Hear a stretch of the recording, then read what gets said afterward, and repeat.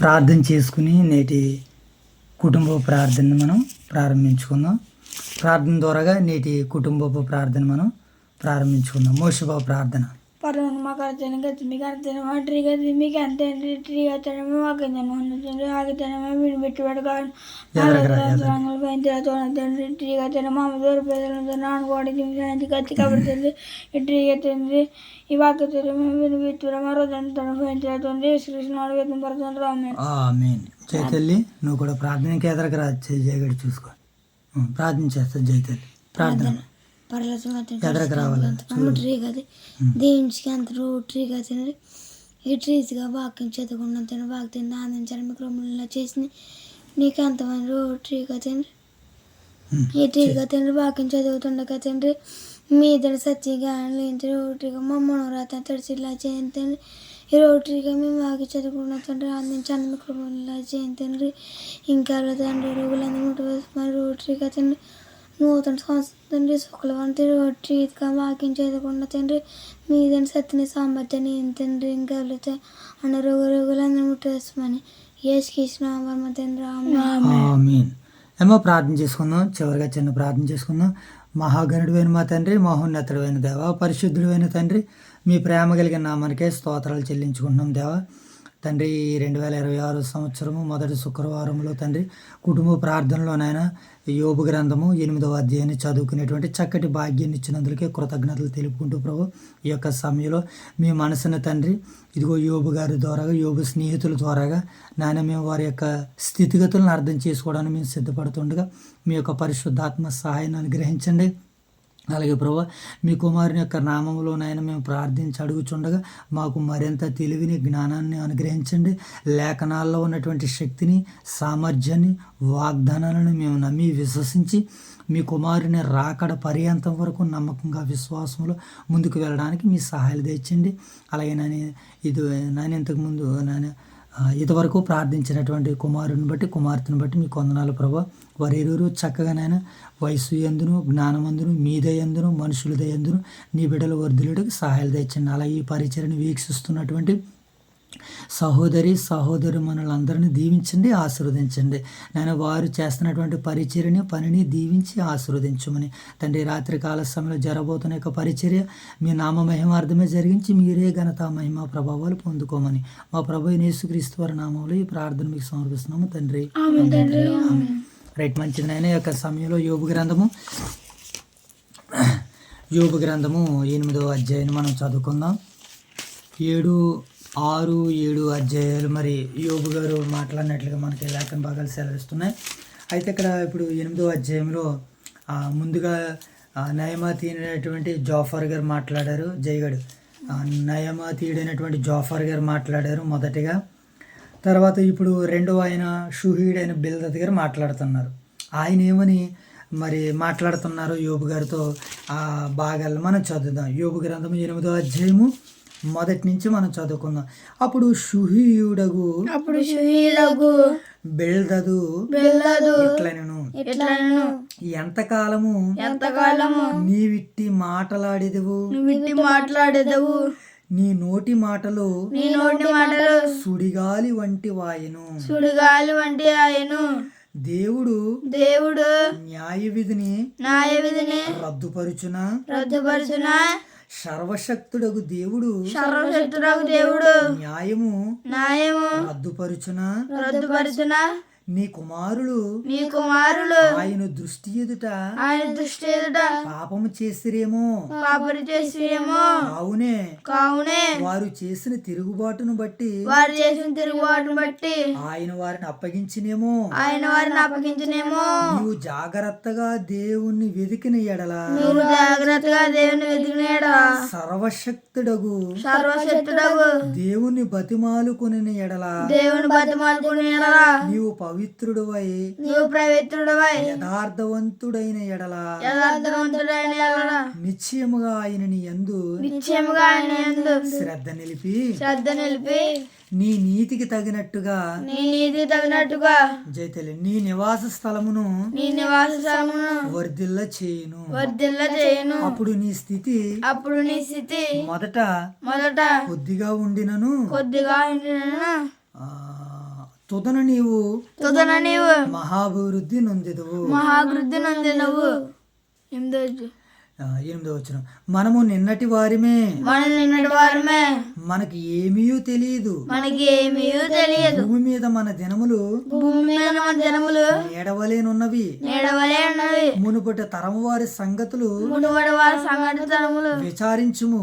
విచారించుము. వారి పితరులు వారి పితరులు పరీక్షించిన దానిని పరీక్షించిన దానిని బాగుగా తెలుసుకొనుము. బాగుగా తెలుసుకొనుము. వారి నీకు బోధించుదురు కదా, వారు నీకు బోధించరు కదా, వారి నీకు తెలుపుదురు కదా, వారు నీకు తెలుపుదురు కదా, వారు తమ అనుభవమును బట్టి వారు తన అనుభవమును బట్టి మాటలాడుదురు కదా. మాటలాడుదు కదా.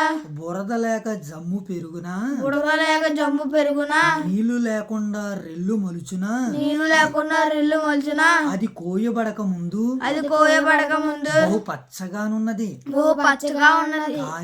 కానీ ఇతర మొక్కలన్నిటికంటే ఇతర మొక్కల కంటే త్వరగా వాడిపోవును. త్వరగా వాడిపోను. దేవుని మరుచు వారందరి గతి దేవుని మరచి అందరి గతి అట్లే ఉండును. అట్లే ఉండును. భక్తిహీనుని ఆశ భక్తిహీన ఆశ నిరర్ధకమగును, నిరర్ధమవును. అతని ఆశ అతని ఆశ భంగమగును. భంగమగును. అతడు ఆశ్రయించున్నది అతను ఆశ్రయించినది సాలెపురుగు పట్టే. సాలుగురు పట్టే. అతడు తన ఇంటి మీద అతడు తన ఇంటి మీద ఆనుకొనగా ఆనుకొనగా అది నిలవదు. అది నిలవదు. అతడు గట్టిగా అతడు గట్టిగా దాన్ని పట్టుకొనగా దాన్ని పట్టుకొనగా అది విడిపోవును. అది విడిపోవును. ఎండకు అతడు ఎండకు అతడు పచ్చిపట్టి పచ్చి పట్టి బలియును. బలిను. అతని తీగలు అతని తీగలు అతని తోట మీద అల్లుకొనును. అతని తోట మీద అల్లుకొనును. 17వ వచనం, అతని వేళ్ళు అతని వేళ్ళు గట్ల మీద గట్లు మీద చుట్టుకొనును. చుట్టుకొనును. రాళ్ళు గల రాళ్ళు గల తన నివాసమును తన నివాసమును అతడి తీరు చూచును. అతని తేరు చూచును. దేవుడు దేవుడు అతని స్థలములో నుండి అతని స్థలములో నుండి అతని వెళ్ళగొట్టిన ఎడల అతని వెళ్ళగొట్టిన ఎడల అది నేను నిన్నెరగను, నిన్ను ఎరగను, ఎప్పుడు నిన్ను చూడలేదును, ఎప్పుడు నేను చూడలేదను. ఇదే అని సంతోషకరమైన గతికి అంతము. అతడు నన్ను ధూళి నుండి ఇతరులు పట్టెదరు. ఆలోచించుము. దేవుడు యథార్థవంతుని త్రోసివేయుడు. ఆయన దుష్కార్యము చేయు వారిని నిలువబెట్టడు. నిన్ను పగబట్టువారు అవమానభరితులగుదురు. దుష్టులు గుడారము ఇక నిలవకపోవును. అయితే ఇంకను ఆయన నీకు నోటి నిండా నవ్వు కలగజేయును. ప్రహర్షముతో నీ పెదవులను నింపును.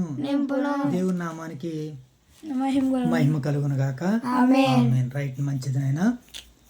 మరి యొక్క సమయంలో యోబు గ్రంథము 9వ అధ్యాయము 8వ అధ్యాయంలో మరి షూహీయుడు బిల్దదు మాట్లాడుతున్నటువంటి మాటలు అన్నమాట. ఎవరు మాట్లాడుతున్నారమ్మా? బిల్దదు గారు మాట్లాడుతున్నారు. అంతకుముందు ఎవరు మాట్లాడారు? యోబు గారు మాట్లాడారు. అంతకుముందు ఎవరు మాట్లాడారు? జోఫర్ గారు మాట్లాడారు. మొదటగా జోఫర్ గారు మాట్లాడితే జోఫర్ గారి మాటలకి యోబు గారు ప్రత్యుత్తరం ఇచ్చారు. యోబు గారు ప్రత్యుత్తరం ఇచ్చినటువంటి మాటలు విన్నటువంటి తర్వాత యోబు గారి స్నేహితులు ఆయన మాట్లాడుతున్నారు అన్నమాట. ఎవరైనా? బెల్దద్ గారు మాట్లాడుతున్నారమ్మా. ఇప్పుడు బెల్దద్ గారు ఏమైనా మాట్లాడుతున్నారు 8వ అధ్యాయం ద్వారాగా మనం విందాం. ఈ బెల్దద్ గారు ఏమంటున్నారంటే నిజంగా దేవుని మనసు ఎరిగినటువంటి వాడిగా కనబడుతున్నారు. ఎవరో ఈ బెల్దద్ గారు చక్కనటువంటి రీతిలో యోబు గారి మాటలని చక్కగా విని పట్టుకుని మంచి వాదనతో యోబు గారిని ఎదుర్కొంటున్నాడు.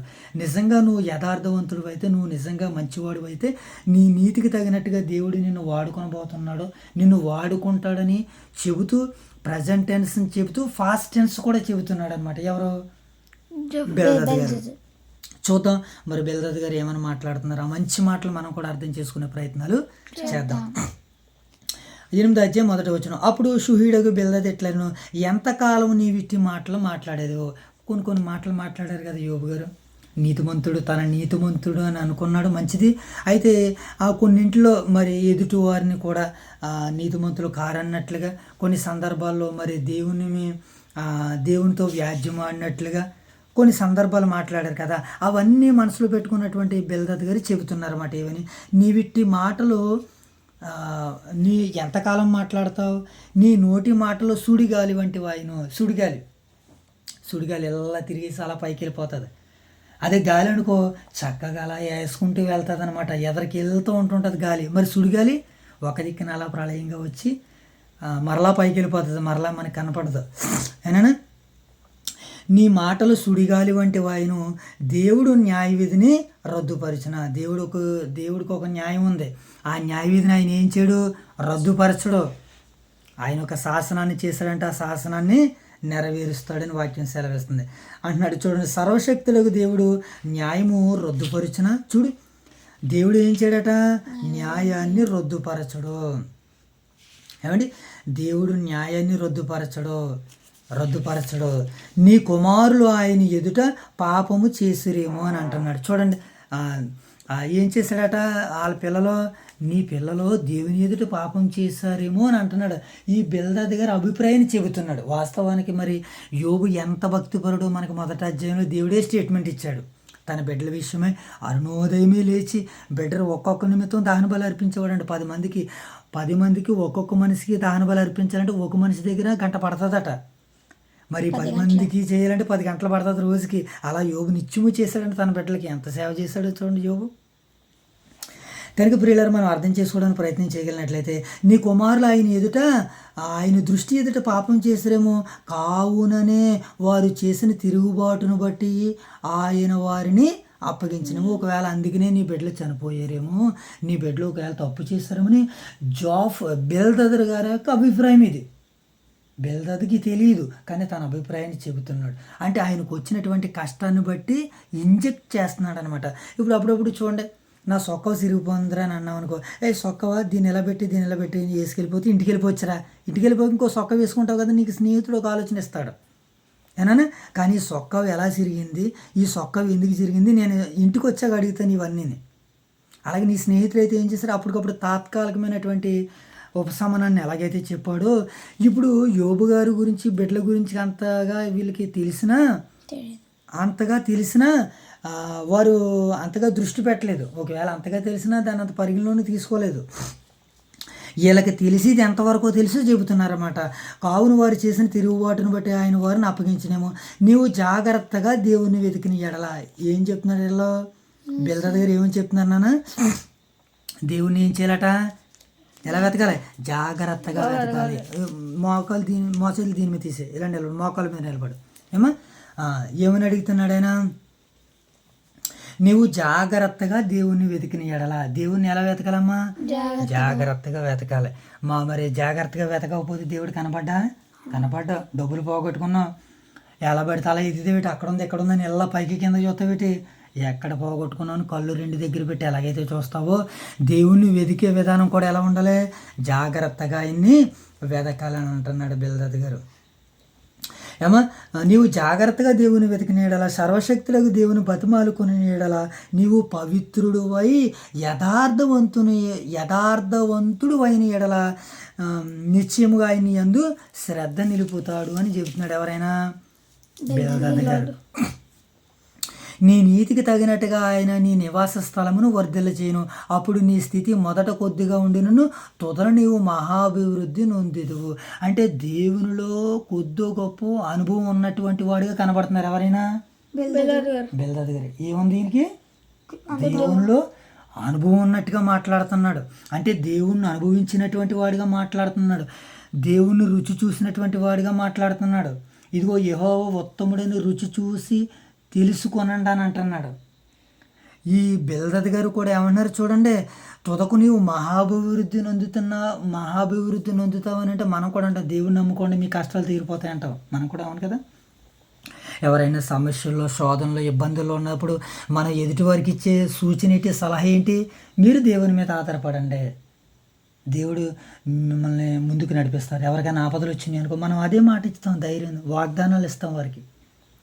అలాగే యోబు గారి స్నేహితుల్లో బిల్దదు గారు ఒక మంచి స్టేట్మెంట్ ఇస్తున్నారని ఏమని ఇస్తున్నారని అంటే ఆయన తుదను నీవు మహాభివృద్ధి నొందుదు. మరలా జ్ఞాపకం చేస్తున్నాడు ఏమంటున్నాడు అంటే మనము నిన్నటి వారము, మనకి ఏమీ తెలియదు అంటున్నాడు. మరలా ఎంత చక్కగా, చాలా గొప్ప విషయం అనమాట నిజంగా బిల్దదు గారిని బట్టి.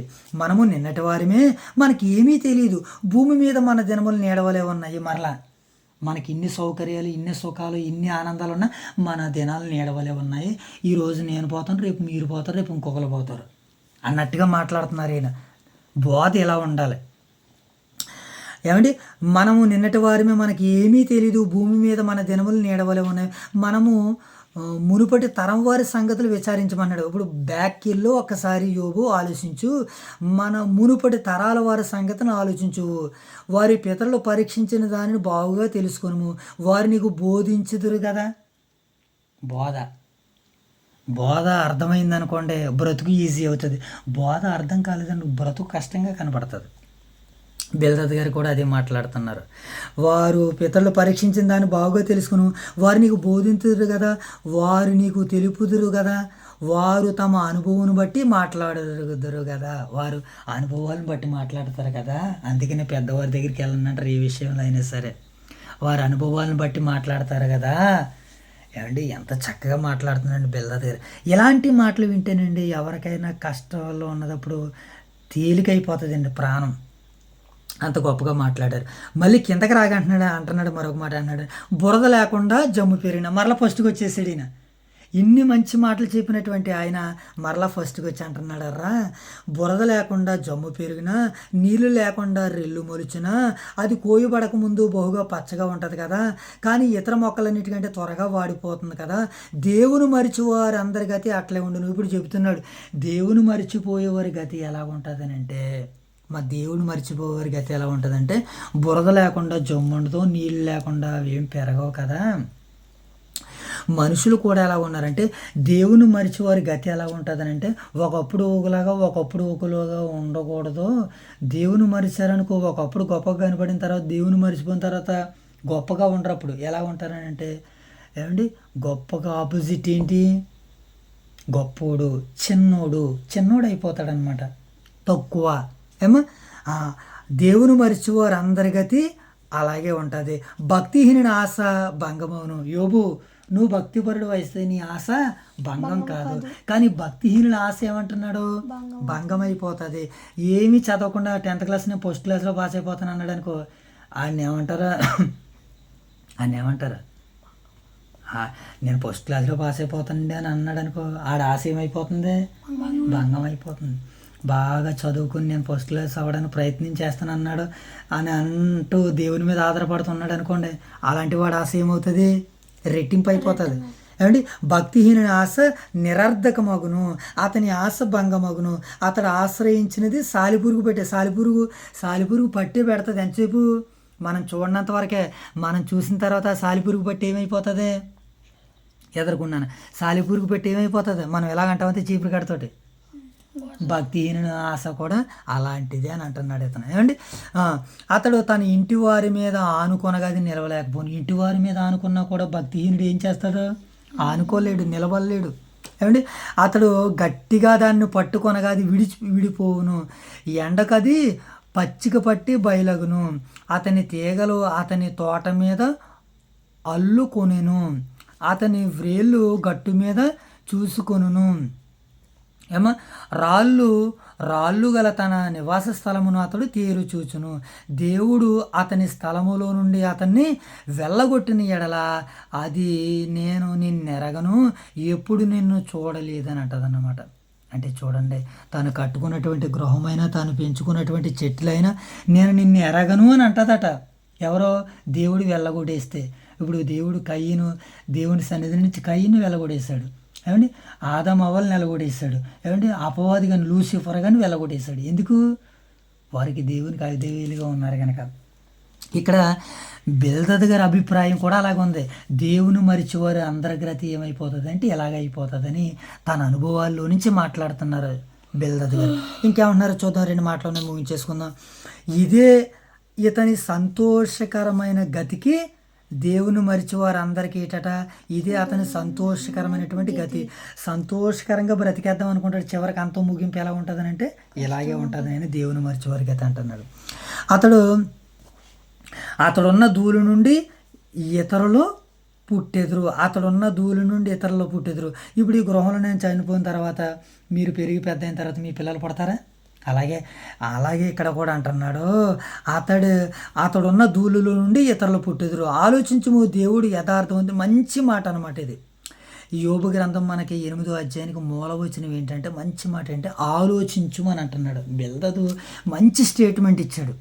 కానీ మరి బిల్డర్ బ్యాక్గ్రౌండ్ ఏదైతే ఉన్నదో నేను మీ ముందుకు తీసుకుని రావడానికి సిద్ధపడతాను. నాకు ఉన్నటువంటి సమయాన్ని బట్టి, నాకు ఉన్నటువంటి ప్రస్తుత కాలపు సమయాన్ని బట్టి నేను బిల్డర్ గారి యొక్క బ్యాక్గ్రౌండ్, ఆయన యొక్క పూర్వపు స్థితిగతులు నేను రీసెర్చ్ చేయలేకపోయాను. కొంత సమయం ఉంటే అవుదును. మరి మనకి జనవరి 1 నుంచి డిసెంబర్ 31 నుంచి మనకి రెగ్యులర్గా సమయం లేదు కనుక మరి ఉన్న ఈ కొద్దిపాటి సమయంలోనే ఈ బిల్డర్ గురించి ఆలోచన చేయాలనుకున్నాను. నేను స్టడీ చేస్తాను. రేపు తర్వాయి భాగంలో ఆయన కూర్చున్నటువంటి పరిచయ భాగాన్ని మనం విందాం. సరే, ఇప్పుడు ఆయన ఇస్తున్నటువంటి మంచి స్టేట్మెంట్ 20 వచనం చదవమ్మది జయగుడి. 20 వచనం, ఆలోచించుము దేవుడు యథార్థవంతుని ఏం చేయడట? త్రోసివేయడట. ఏం చేయడట నాయన? ఆలోచించుము దేవుడు యథార్థవంతులను త్రోసివేయడు. మంచి మాట అన్నమాట. నిజంగా దేవుని పట్టుకున్నవాడిగా అలా చూడాలి జైతల్లి. ఏమంటే దేవుని పట్టుకున్నవాడు మాత్రమే చెప్పేటువంటి మాట ఇదనమాట. ఏ మాట? ఆలోచించుము దేవుడు యథార్థవంతులను ఏం చేయడట? త్రోసివేయడు. ఎందుకు త్రోస్తాడు? నువ్వు యథార్థంగా నువ్వు ఉన్నప్పుడు త్రోసివేయడం కాదు, నిన్ను పట్టుకుని వెళ్ళిపోతాడు ఆయన దగ్గరికి. ఏమండి? ఆలోచించుము దేవుడు యథార్థవంతులను త్రోసివేయడు. ఆయన దుష్కార్యములు చేయవారిని ఏం చేయడట? నిలబెట్టడు. దుష్కార్యాలు చేసేవాడిని దేవుడు ఏం చేయనా? నిలబెట్టడు. అసలే తప్పుడు కార్యాలు చేసేవాడిని, తప్పుడు పన్నాగాలు పడినటువంటి వాడిని, తప్పుడు ఆలోచనలు చేసేవారిని దేవుడు వాడుకోడు, నిలబెట్టడు. మంచి స్టేట్మెంట్ ఇస్తున్నాడు అనమాట ఆయన. అంటున్నాడు చూడు, ఆయన దుష్కార్యం చేయవారిని నిలబెట్టడు ప్రియులారా. మరి దేవుడు నిలబెడుతున్నాడంటే ఈరోజు దేవుడు సేవకులను వాడుకుంటున్నారనంటే, ఈరోజు మన దైవ సేవకులను దేవుడు వాడుకుంటున్నాడనంటే ఆయన యథార్థవంతుడు గనక, ఆయన చేసే సేవ నమ్మకమైనది గనక, న్యాయమైనది గనక దేవుడు ఏం చేశాడు? ఆయన సేవనే ఆశీర్వదించాడు. ఆలోచించుము దేవుడు యథార్థవంతులను త్రోసివేయుడు, ఆయన దుష్కార్యం చేయవని నిలబెట్టడు. మరి దేవుడు ఎవరిని నిలబెడతాడో? యథార్థవంతులను నిలబెడతాడని వాక్యము సెలవిస్తుంది. ఇది బిల్దర్ గారు ఇచ్చే స్టేట్మెంట్. అయితే ఇంకా అంటున్నాడు, నిన్ను పగబట్టు వారందరూ కూడా అవమానభరితులగుదురు, దుష్టులు గుడారం ఇక నిలవదు. మరి యోబు గారి గుడారము దుష్టులు గుడారమా దైవ గుడారమా? దైవ గుడారము. అందుకనే జ్ఞాపకం చేసుకుంటున్నాడు, దుష్టులు గుడారం ఇక నిలువనేరదు. అయితే ఇంకను ఆయన నీకు నోటి నిండా నవ్వు కలగజేయును. అయితే ఆయన నీకు నోటి నిండా ఏం కలగజేస్తాడట? ఏమంటే నవ్వే సమయమా యోబు గారిది? నవ్వే సమయమా యోబు గారిది? నవ్వే స్థితిలో ఉన్నాడా యోబు గారు? నవ్వే అవకాశం ఉందా ఆయనకి? లేదు. బిడ్డలు పోయారు, ఆస్తి పోయింది, అంతస్తులు పోయారు, పిల్లలు పోయారు, భూములు పోయినాయి, గొర్రెలు పోయినాయి, దొడ్లు పోయినాయి. ఎన్ని పోయిన తర్వాత ఇంకా ఆయనకి నవ్వు ఎలాగ వస్తుంది? అయితే భవిష్యత్తుని గురించి ఒక మాట అంటున్నాడు. ఏమని? అయితే ఆయన ఇంకా నీకు నోటి నిండా నవ్వు కలగజేయును, ప్రహర్షముతో నీ పెదవులు నింపును. ఇది భవిష్యత్తు చెప్తున్నాడు అనమాట బిల్దర్ గారు. ఇలాంటి భవిష్యత్తుని చెబుతున్నప్పుడు ఏ స్నేహితుడికైనా ఊరట వస్తుంది, ఏ స్నేహితుడైనా మరలా బ్రతకాలనేటువంటి ఆశను పెరుగుతుంది. అలాంటి మంచి బూస్టింగ్ ఇచ్చిన భక్తిపరుడే యోబు గారి ప్రియ స్నేహితుడే మరి ఈ బిల్దర్ గారు.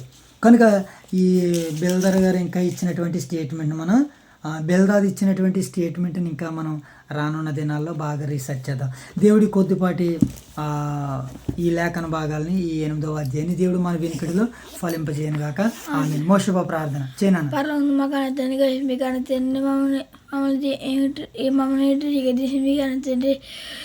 ఇదిగో తండ్రి, ఇప్పుడు మేము తండ్రి ఇలా వాక్యం తినకొని తండ్రి, ఆ వాక్య తండ్రి మీ విను బిట్టు పెట్టు కాక మధురందరూ ఫైన్ జిల్లా తోడు తండ్రి, ఈ వాక్య తండ్రి మేము విడిచిపెట్టక మరో తరంగా ఫైన్తల చూడండి తండ్రి. యోబు గారు తండ్రి, అలాగే తండ్రి ఆస్తులు అంతస్తులు పోయినాక తండ్రి మీరు ఎలాగైతే అలాగా అనుకున్నారు తండ్రి. మేము అలా ఉండి ఇలా తండ్రి నాతో గారు అలా ముట్టుబడి చుట్టుబడి తండ్రి యేసుకృష్ణ ఆడవేతను పడుతుంది రామే. ఆమేన్. జయగాడి ప్రార్థన.